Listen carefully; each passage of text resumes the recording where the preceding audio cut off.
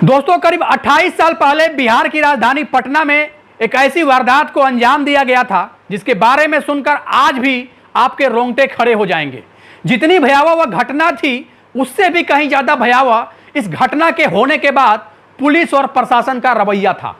Postmortem से पहले police ने खुद ही पोस्टमार्टम रिपोर्ट तैयार कर ली थी। सबूत मिटाने का काम खुद पुलिस ने ही किया था और कथित तौर पर तब पटना पुलिस ने अपनी पूरी ताकत पीड़ित को न्याय दिलाने के बजाय अपराधियों को बचाने में लगा दिए थे। और इसकी वजह यह थी कि इस केस का प्राइम सस्पेक्ट कोई और नहीं बल्कि बिहार के पूर्व मुख्यमंत्री लालू प्रसाद यादव का साला और बिहार की तत्कालीन मुख्यमंत्री राबड़ी देवी का भाई साधु यादव था। कहा जाता है कि तब साधु यादव खुद ही सरकार हुआ करते थे और इस कारण पुलिस ने पूरी सच्चाई को ही बदल कर रख दिया। हम बात कर रहे हैं शिल्पी गौतम मर्डर केस की। वैसे तो कथित तौर पर अदालत की फाइलों में शिल्पी गौतम केस को सुसाइड केस मानकर दबा दी गई थी, मगर दावों के मुताबिक सच्चाई कुछ और ही थी। वो सच जिस सच की गूंज बिहार के राजनीतिक गलियारों में आज भी गूंजती है। आज के इस कहानी के माध्यम से हम यही समझने की कोशिश करेंगे कि आखिरकार क्या थी इस शिल्पी गौतम केस की पूरी सच्चाई, जिसको लेकर आज भी सियासी गलियारों में चर्चा जोरों पर होती है। दोस्तों, सबसे पहले इस कहानी के किरदारों के बारे में जानना बेहद जरूरी है और इस कहानी के दो सबसे अहम किरदार हैं शिल्पी जैन और गौतम सिंह। इस घटना के समय शिल्पी जैन की उम्र 23 साल थी। शिल्पी पटना के बड़े बिजनेसमैन उज्जवल कुमार जैन की बेटी थी और 1999 के आसपास उज्जवल जैन पटना में कमल स्टोर नाम की रेडीमेड कपड़ों की एक बहुत बड़ी दुकान चलाया करते थे। शिल्पी जैन बचपन से ही पढ़ाई में काफी तेज थी। पढ़ाई में तेज होने के साथ साथ शिल्पी दिखने में भी बला की खूबसूरत थी और उसकी वही खूबसूरती उसके गले का फांस बन गई। घटना के कुछ साल पहले ही मिस पटना का भी खिताब शिल्पी जैन ने जीता था। तब उस समय शिल्पी पटना वुमेन्स कॉलेज से ग्रेजुएशन कंप्लीट करने के बाद कंप्यूटर क्लास कर रही थी। और इस कहानी का दूसरा अहम किरदार गौतम सिंह भी कोई मामूली इंसान नहीं था। गौतम सिंह के पिता डॉक्टर वीएन सिंह, जो पूरे परिवार के साथ लंदन में रहते थे, समय समय पर यह पटना भी आते रहते थे। डॉक्टर वीएन सिंह लालू प्रसाद यादव के बेहद करीबियों में से एक थे। वो कैसे, वीडियो में हम आगे जानेंगे। क्योंकि गौतम सिंह के पिता लालू प्रसाद यादव के करीबी थे, इस कारण गौतम सिंह को बिहार की राजनीति को करीब से समझने का मौका मिला और वो लंदन छोड़कर पटना में रहते हुए राजनीति में ही अपना भविष्य बनाने की कोशिश में लग गए। सन 1999 के आसपास लालू यादव तब चारा घोटाले के आरोप में जेल में बंद थे, जबकि बिहार के मुख्यमंत्री के पद पर अब लालू यादव की पत्नी राबड़ी देवी आ चुकी थी। लालू यादव की गैर मौजूदगी में सत्ता चलाने में राबड़ी देवी के भाई यानी लालू के साले साधु यादव की काफी अहम भूमिका थी।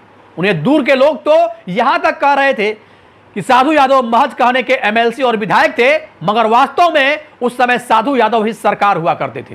बड़े से बड़े अधिकारी साधु यादव के आगे पीछे लगे रहते थे, क्योंकि गौतम सिंह तथा लालू यादव के परिवार वालों की आपसी जान पहचान काफी पुरानी थी। इस कारण गौतम सिंह को राजनीति में जगह बनाने में ज्यादा दिक्कत नहीं हुई और बहुत जल्द उनकी भी जान पहचान साधु यादव से हो जाती है। साधु यादव का करीबी होने की वजह से गौतम सिंह को तेजी से पार्टी में नई पहचान मिलती रहती है। गौतम सिंह साधु यादव के साथ मिलकर पटना के मशहूर फ्रेजर रोड में सिल्वर ओके नाम का एक रेस्टोरेंट भी शुरू कर देते हैं। यानी साधु यादव और गौतम सिंह आपस में बिजनेस पार्टनर भी बन जाते हैं। शिल्पी जैन और गौतम सिंह दोनों ही पटना के थे तथा इन दोनों का संबंध एक रसूखदार परिवार से था। एक दिन शिल्पी की मुलाकात गौतम से होती है और पहली ही मुलाकात में दोनों एक दूसरे के अच्छे दोस्त बन जाते हैं और देखते ही देखते इन दोनों की दोस्ती प्यार में बदल जाती है और अंततः दोनों एक दूसरे को दिलो जान से न सिर्फ चाहने लगते हैं बल्कि लिव इन में साथ रहने का फैसला भी कर लेते हैं। मगर दुर्भाग्य इन दोनों का यह ख्वाब अधूरा ही रह गया, क्योंकि 3 जुलाई 1999 की रात शिल्पी जैन और गौतम सिंह दोनों की लाश गांधी मैदान थाने के अंतर्गत आने वाले एमएलए क्वार्टर के बंगला नंबर 12 के गैरेज में मौजूद मारुति जैन कार के अंदर मिलती है। दो बड़े घर से आने वाले लड़के और लड़की की मौत से पूरे पटना में सनसनी मच जाती है। हर कोई यह जानने को बेचैन हो जाता है कि आखिर इन दोनों की यह हालत किसने की। जितना मुंह उतनी तरह की बातें सुनने को मिलने लगती है। पूरे बिहार में चर्चाओं का बाजार देखते ही देखते गर्म हो जाता है, मगर सच्चाई क्या थी कोई नहीं जानता था, क्योंकि उन दोनों की लाश मिलने के तुरंत बाद पटना पुलिस ने बिना किसी पोस्टमार्टम और बिना किसी रिपोर्ट के इन दोनों की मौत की वजह सुसाइड बता दिया था। अब सवाल यह था कि क्या सच में ऐसा ही हुआ था? शायद नहीं, क्योंकि पुलिस की थ्योरी से एक अलग ही चर्चा पटना की फिजाओं में तैर रही थी। चर्चा के मुताबिक 2 जुलाई 1999 को रोज की तरह शिल्पी जैन सुबह सुबह अपने कंप्यूटर क्लास जाने के लिए घर से निकलती है। घर से निकलते समय शिल्पी जैन ने एक सफेद रंग की कुर्ती पहनी हुई थी। घर से निकलने के बाद शिल्पी जैन एक रिक्शे पर बैठकर अपने कंप्यूटर क्लास की ओर निकल जाती है। अभी शिल्पी जैन की रिक्शा कुछ ही दूर आगे गया था कि रास्ते में एक लड़का अपनी कार रिक्शे के आगे आकर रोकता है। शिल्पी से वह पूछता है कि तुम कहां जा रही हो। उस लड़के को देखते ही शिल्पी कहती है कि मैं अपनी कंप्यूटर क्लास की ओर जा रही हूं। जवाब में लड़का कहता है कि मैं भी उधर ही जा रहा हूं, अगर तुम चाहो तो मैं तुम्हें तुम्हारे इंस्टीट्यूट तक ड्रॉप कर सकता हूं। कथित तौर पर यह लड़का कोई और नहीं बल्कि गौतम सिंह का एक करीबी दोस्त था, जिसे शिल्पी जैन काफी अच्छे से जानती थी, क्योंकि वह लड़का गौतम की जान पहचान का था और पहले भी कई बार शिल्पी से मिल चुका था। इसलिए शिल्पी रिक्शे वाले को किराया देकर रिक्शे से उतर जाती है और उस लड़के के कार में बैठ जाती है और कार आगे बढ़ जाती है। कुछ दूर तक तो शिल्पी जैन के कंप्यूटर इंस्टीट्यूट की तरफ कार बढ़ती है, मगर कुछ आगे जाकर वह लड़का कार को एक दूसरे रास्ते की तरफ मोड़ देता है। कार जब दूसरे रास्ते पर मुड़ती है तो शिल्पी जैन उस लड़के से पूछती है कि इधर तुम मुझे कहां ले जा रहे हो। तो वह जवाब में कहता है कि हम अभी फुलवारी शरीफ की तरफ जाएंगे, जहां वाल्मीकि गेस्ट हाउस में गौतम सिंह रुका हुआ है, वह तुमसे मिलना चाहता है। दोस्तों, जो लोग नहीं जानते हैं उनकी जानकारी के लिए बता दें कि फुलवारी शरीफ पटना से ही लगा हुआ एक शहर है। वैसे तो आज फुलवारी शरीफ पूरी तरीके से आबादी से भरा हुआ है, लेकिन 90 के दशक में वहां काफी सुनसान इलाका हुआ करता था। गाड़ी को दूसरे रास्ते पर मुड़ता देख पहले तो शिल्पी जैन घबराती है, मगर जैसे ही सुनती है कि गेस्ट हाउस में गौतम सिंह मौजूद है, शिल्पी बड़े आराम से लड़के के साथ जाने के लिए तैयार हो जाती है। जबकि सच्चाई तो यह थी कि उस गेस्ट हाउस में गौतम सिंह मौजूद था ही नहीं। हालांकि तब किसी माध्यम से इस बात की जानकारी गौतम सिंह को हो जाती है कि शिल्पी को एक लड़का कार से फुलवारी शरीफ के वाल्मीकि गेस्ट हाउस में लेकर गया है। गौतम सिंह तुरंत परेशान हो जाता है, और हो भी क्यों ना, क्योंकि बात उसके गर्लफ्रेंड की थी। क्योंकि गौतम शिल्पी के साथ पूरी तरह कमिटेड था, गौतम सिंह अपनी सफेद रंग की मारुति जैन कार निकालकर गेस्ट हाउस की तरफ निकल जाता है। गौतम के परेशान होने की सबसे बड़ी वजह यह थी कि एक तो शिल्पी उनकी गर्लफ्रेंड थी, वहीं दूसरी ओर राजनीति में बेहद करीब से जुड़े होने की वजह से गौतम सिंह को अच्छे से मालूम था कि उन दिनों वाल्मीकि गेस्ट हाउस बड़े बड़े नेताओं का अयासी का अड्डा हुआ करता था। अनहोनी की आशंकाओं से घिरा हुआ गौतम सिंह भागते हुए वाल्मीकि गेस्ट हाउस तक आता है, और वहां जो देखता है उसे देखकर उसके पैरों तले जमीन खिसक जाती है। शिल्पी एक कमरे में बंद थी और उसके आसपास कई लोग मौजूद थे, और वहां मौजूद लोग उसके साथ जबरदस्ती करने की भरपूर कोशिश कर रहे थे। यह सब देखकर गौतम सिंह भागता हुआ अंदर गया और वहां मौजूद लोगों को रोकने की कोशिश करता है, मगर वहां मौजूद लोग गौतम सिंह की एक भी नहीं सुनते हैं और उल्टा गौतम को ही मारने पीटने लगते हैं। ऐसा बताया जाता है कि गौतम सिंह को पीटने वाले कोई दूसरे लोग नहीं थे, बल्कि गौतम सिंह के ही बेहद करीबी और जान पहचान वाले नेता थे। गौतम उन लोगों से राम की भीख मांगता है, शिल्पी को छोड़ देने के लिए लगातार मिन्नतें मांगता है, गिड़गिड़ाता है, मगर वह लोग गौतम की एक नहीं सुनते हैं। सोचिए, एक प्रेमी की आंखों के सामने उसके प्रेमिका के इज्जत को तार तार किया जा रहा था और प्रेमी चाहकर भी कुछ नहीं कर पाया। कल्पना कीजिए उस पल का, और सोचिए उस समय गौतम सिंह के ऊपर क्या बीत रहा होगा। इतना ही नहीं, शिल्पी के साथ उन लोगों ने पहले दरिंदगी जैसे घटना को अंजाम दिया, और इसके बाद न तो उन लोगों ने शिल्पी को ही छोड़ा और न ही गौतम सिंह को, बल्कि गौतम की अच्छे से पिटाई करने के बाद वे लोग शिल्पी के साथ साथ गौतम की गला दबाकर उनकी सांसें हमेशा के लिए रोक देते हैं। फिर दोनों की लाश गौतम सिंह की ही गाड़ी में डाल देते हैं और उस कार को रातों रात गांधी मैदान के पास लाकर एमएलए बंगला के गैरेज में खड़ा कर देते हैं। इधर जब देर शाम तक शिल्पी घर वापस नहीं आई तो उसके परिवार वाले शिल्पी के दोस्तों और रिश्तेदारों को फोन करना शुरू कर देते हैं। शिल्पी की खोज में आदमी भी लगाए जाते हैं, मगर कहीं भी शिल्पी का अता पता नहीं चलता है। यहां तक कि शाम हो जाती है और शिल्पी तब भी जब घर वापस नहीं आई तो घर वाले मजबूर होकर बेटी के गायब होने की रिपोर्ट थाने में जाकर दर्ज करवा देते हैं। 10 बजे करीब गई थी पढ़ने, 10 बजे के बाद जनरली 1 बजे 1:30 बजे तक आ जाती है। आज वेट करते रहे कि कोई फ्रेंड के साथ कहीं चली गई है या क्या है, तो घंटा 1.5 घंटा 2 घंटा और वेट करने के बाद फिर सब जगह फ़ोन वगैरह उसकी फ्रेंड वगैरह को किया गया, पूछा गया, कहीं से कोई पता नहीं चला। कुछ ही समय बाद यह खबर आई कि गौतम सिंह भी गायब है। इसके बाद दोनों की तलाश शुरू हो जाती है। दिन भर इन लोगों की खोज होती रहती है, मगर कहीं से इन दोनों में से एक का भी कोई अता पता नहीं चलता है। इस खोजबीन में कई घंटे बीत जाते हैं। तभी अगले दिन यानी 3 जुलाई 1999 की रात 9 बजे के आसपास अचानक से पुलिस की एक टीम गांधी मैदान थाने के अंतर्गत आने वाले एमएलए क्वार्टर के बंगला नंबर 12 के पास पहुंचती है और गैरेज को खोलती है। जब गैरेज को खोलती है तो गैरेज के अंदर पुलिस वालों को गौतम सिंह की वही सफेद रंग की मारुति जैन कार मिलती है और उस कार के अंदर की तलाशी लेने पर पता चला कि उस कार में शिल्पी जैन और गौतम सिंह की लाश है। पुलिस के पहुंचने के कुछ ही देर बाद वहां पर लालू यादव के साले साधु यादव भी अपने समर्थकों के साथ पहुंच जाते हैं और हंगामा शुरू कर देते हैं। इस बात का जवाब आज तक नहीं मिल पाया कि साधु यादव को इस बात की जानकारी किसने दी कि पुलिस को गैरेज से कार में गौतम और शिल्पी दोनों की लाश मिली है। इससे भी बड़ी हैरानी की बात यह थी कि शिल्पी जैन सफेद रंग की कुर्ती पहनकर घर से निकली थी, मगर जब कार में उसकी लाश मिलती है तो एक कपड़े के नाम पर उसके शरीर पर सिर्फ गौतम सिंह का टी शर्ट था, जबकि गौतम पूरी तरह नग्न था, उसके तन पर एक भी कपड़ा नहीं था। तब इन दोनों की लाश को करीब से देखने वाले लोगों के मुताबिक लाश को देखकर पूरा अंदाजा हो रहा था कि इन दोनों को बड़े ही बेरहमी से मारा गया है।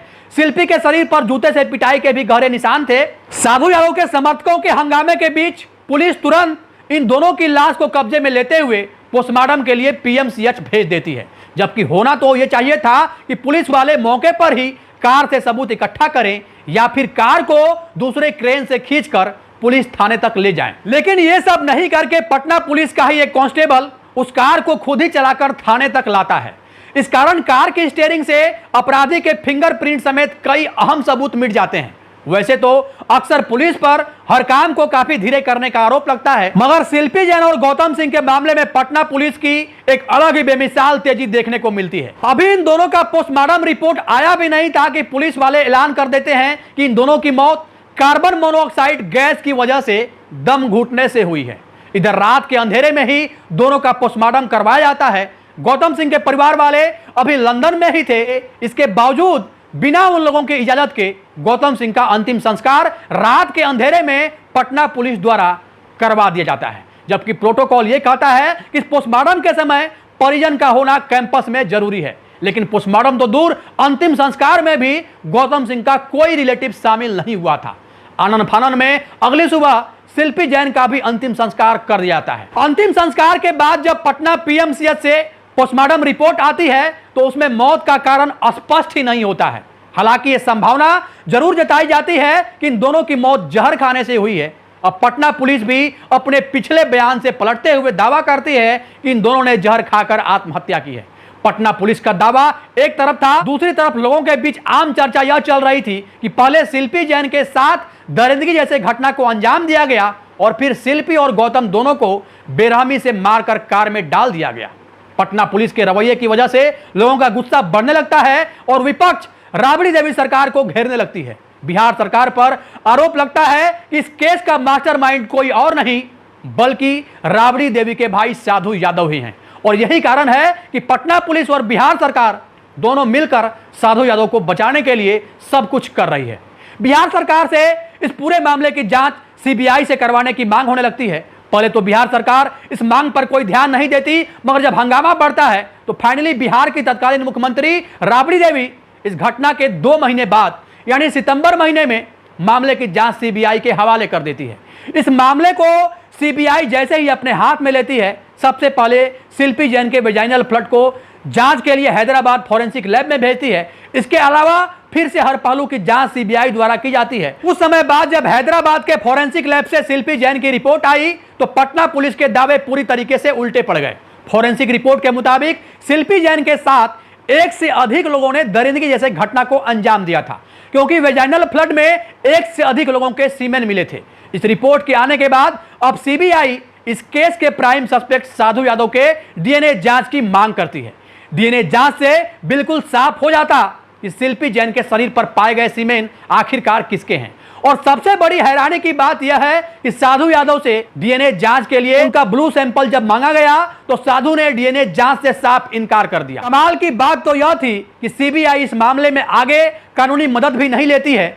अगर सीबीआई चाहती तो अदालत में जाकर साधु यादव को डीएनए सैंपल देने के लिए पूरी तरीके से मजबूर कर सकती थी, मगर सीबीआई ने ऐसा कुछ नहीं किया और फाइनली 2003 में इस मामले में क्लोजर रिपोर्ट पेश करती है और कोर्ट में सीबीआई द्वारा यह कहा जाता है कि उस जांच में कुछ भी संदिग्ध नहीं मिला है, बल्कि जांच से यह बिल्कुल स्पष्ट है कि शिल्पी जैन और गौतम सिंह ने जहर खाकर ही आत्महत्या की है। मतलब सीबीआई ने 4 साल बाद वही रिपोर्ट पेश की जो रिपोर्ट पटना पुलिस ने पोस्टमार्टम रिपोर्ट आने से पहले लाश मिलते ही बनाई थी। इसके बाद सवाल उठने लगता है कि अगर इन दोनों ने सुसाइड किया है तो फिर हैदराबाद के फोरेंसिक लैब की रिपोर्ट के मुताबिक शिल्पी जैन के शरीर पर जो 1 से अधिक व्यक्ति के सीमेन के सैंपल मिले हैं वह कैसे आया। इस पर सीबीआई की ओर से बेहद हैरान कर देने वाली दलील दी जाती है कि असल में वह सीमेन नहीं बल्कि पसीना था। कुल मिलाकर इस तरह पहले पुलिस ने और फिर सीबीआई ने इस पूरे मामले को आत्महत्या का रूप दे दिया और इस केस की जांच बंद कर दी। पानी पड़ गया। जो थोड़ा सीबीआई पे भरोसा था कि अब लोकल पुलिस से केस सीबीआई को सौंप दिया गया, अब हमको इसका सही निचोड़ मिलेगा कि इस केस में क्या हुआ है। मगर शिल्पी जैन के परिवार वालों ने सीबीआई की इस जांच को सिरे से खारिज कर दिया और कहा कि सीबीआई ने दबाव में आकर गलत रिपोर्ट पेश की है, जबकि उनकी बेटी की हत्या हुई है। आपने ये बात शायद पहले कभी नहीं सुनी होगी, लेकिन कुछ दावों के मुताबिक गौतम के पिता डॉक्टर वीएन सिंह तथा लालू यादव का काफी करीबी रिश्ता था और आरोप तो यहां तक लगाए जाते थे कि लालू यादव के मशहूर चारा घोटाले का पैसा हवाला के जारी स्विस बैंक तक पहुंचाने में वीएन सिंह की भूमिका काफी अहम होती थी। लालू परिवार के इतने करीब रहने वाले वीएन सिंह के बेटे की जब रहस्यमयी तरीके से मौत हो गई तब भी उन्होंने एक बार भी न्याय के लिए आवाज नहीं उठाई। कम से कम मीडिया में तो ऐसी एक भी रिपोर्ट नहीं मिली जहां से यह बात सामने आई हो कि गौतम के परिवार वालों की ओर से न्याय की मांग की गई हो। और दूसरी तरफ शिल्पी जैन के परिवार वाले लगातार इस केस की फिर से जांच करने की मांग करते रहे। यहां तक कि 2006 में शिल्पी जैन का भाई प्रशांत जैन इस मामले की फिर से जांच की मांग को लेकर सुप्रीम कोर्ट जाने की तैयारी करने लगा। अभी वह अपनी तैयारी में लगा ही था कि अचानक 6 जनवरी 2006 को जब प्रशांत जैन बुद्ध मार्केट स्थित अपने घर में दाखिल होने वाला ही था, तभी कुछ लोगों ने घर के दरवाजे से उसका अपहरण कर लिया। हालांकि अपहरण के 2 दिन बाद प्रशांत जैन को अपराधियों ने पटना और हाजीपुर को जोड़ने वाले महात्मा गांधी सेतु पर छोड़ दिया और प्रशांत जैन सही सलामत अपने घर वापस लौट गए। इसके बाद उन्होंने दोबारा कभी भी इस केस की फिर से जांच करने की मांग नहीं की और इस तरह शिल्पी जैन और गौतम सिंह की मौत एक रहस्य बनकर रह गई और जो भी प्राइम सस्पेक्ट थे सभी आज भी चैन की जिंदगी जी रहे हैं। भले ही पुलिस और सीबीआई ने इसे एक आत्महत्या का केस बताकर फाइल बंद कर दिया हो, मगर आज भी कुछ सवाल ऐसे हैं जिसका जवाब हमेशा के लिए भविष्य के गर्भ में दफन हो गया है। सवाल यह था कि अगर इन दोनों ने आत्महत्या की थी तो आखिर इन दोनों ने कपड़े उतारकर आत्महत्या क्यों की। शिल्पी जैन के शरीर पर जूते के निशान कैसे और कहां से आए। जब साधु यादव ने अपना डीएनए सैंपल देने से मना कर दिया तो सीबीआई ने आगे कानूनी मदद क्यों नहीं ली। आखिर पुलिस को कैसे पता चला कि गैरेज के अंदर कार है और न सिर्फ कार है बल्कि कार में 2 लाशें हैं। और फिर यह खबर साधु यादव तक आखिरकार कैसे गई। पुलिस ने पोस्टमार्टम करने में इतनी जल्दबाजी क्यों की और गौतम सिंह का अंतिम संस्कार इतनी जल्दी क्यों किया गया। ऐसा नहीं है कि केवल पुलिस पर ही लापरवाही के आरोप लगे, बल्कि सीबीआई जांच के दौरान यह आरोप लगा कि सीबीआई ने कई अहम सबूत को जानबूझकर नजरअंदाज क्यों कर दिया। इस तरह के दर्जनों सवाल हैं जिसका जवाब न तो सीबीआई दे पाई और न ही पुलिस, और बिना जवाबों के यह केस अदालत की फाइलों में एक सुसाइड केस बनकर दब के रह गया। बाकी इस केस को लेकर आपकी क्या राय है, अपनी राय कमेंट बॉक्स में जरूर दें। अगर आपको हमारी यह अनसुलझी घटना की कहानी पसंद आई हो तो इस वीडियो को लाइक करते हुए शेयर भी करें। अगर आपने अब तक चैनल जनतक न्यूज को सब्सक्राइब नहीं किया है तो जरूर कर लें, ताकि हम आपके लिए ऐसे ही सच्ची और इन्वेस्टिगेटिव रिपोर्ट लाते रहें। मिलते हैं बहुत जल्द एक और नई दास्तान के साथ। तब तक के लिए जय हिंद, जय भारत।